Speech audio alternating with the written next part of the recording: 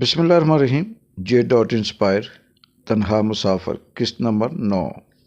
آپ سے درخواست ہے کہ آپ چینل کو سبسکرائب کریں، بیل آئیکن کو کلک کریں اور اس سے جڑے رہیں۔ رات گہری ہو چکی تھی اور جنگل کی خاموشی میں پر اسراریت اور خوف کا ایک عجیب امتزاج محسوس ہو رہا تھا۔ عمران درخت پر بیٹھا اپنے اطراف کے حالات کا جائزہ لے رہا تھا۔ آسمان پر چاند اپنی چمک کے باوجود جنگل کی تاریکی کو پوری طرح شکست نہ دے سکا۔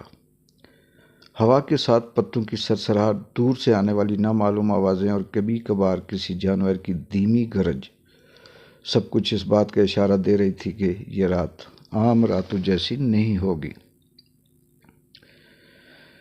عمران کا ذہن خیالات کی ایک عجیب دنیا میں کھویا ہوا تھا۔ یہ جنگل بھی انسانوں کی دنیا جیسا ہے۔ طاقتور یہاں بھی اپنی حکومت قائم کرتے ہیں اور کمزور ہمیشہ ان کے رحم و کرم پر رہتے ہیں۔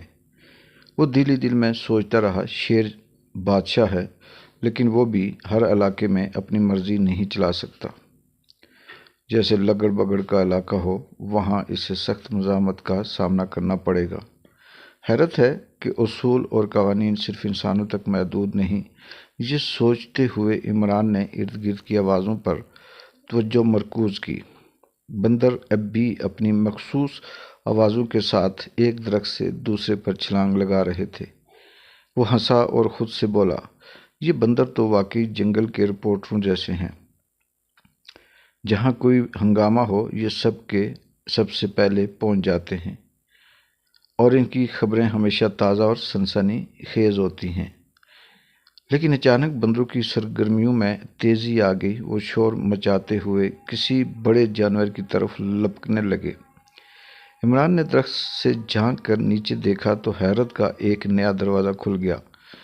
بندروں کا ایک گروپ ایک ریچھ نما جانور کو گھیرے ہوئے تھا۔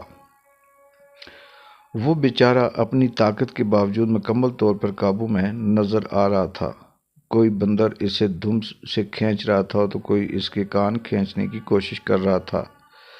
ریچھ کی بے بسی عمران کے چہرے پر ہلکی سی مسکراہٹ لے آئی۔ یہ ریچھ یقیناً کسی جنگلی مافیا کا سردار ہوگا جو آج اپنی حدود سے باہر نکل آیا۔ عمران نے خود سے کہا۔ وہ دلچسپی سے یہ منظر دیکھتا رہا، لیکن اچانک ریچھ کی آنکھوں میں ایک چمک سی نظر آئی۔ وہ زور سے گھرایا اور جھٹکے سے ایک بندر کو دور پھینکا۔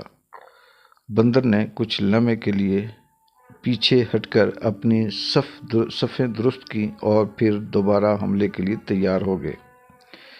عمران یہ سب دیکھ کر حیران تھا۔ یہ جنگل کا اپنا انصاف ہے۔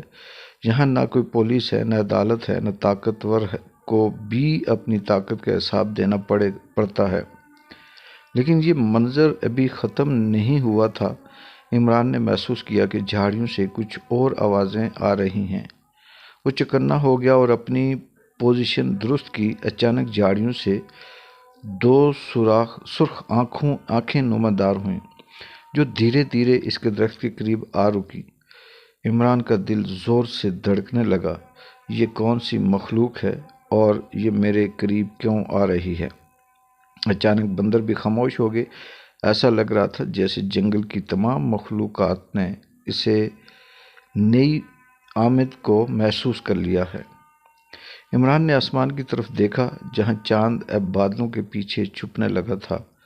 وہ جانتا تھا کہ اب اسے مزید متحد رہنا ہوگا۔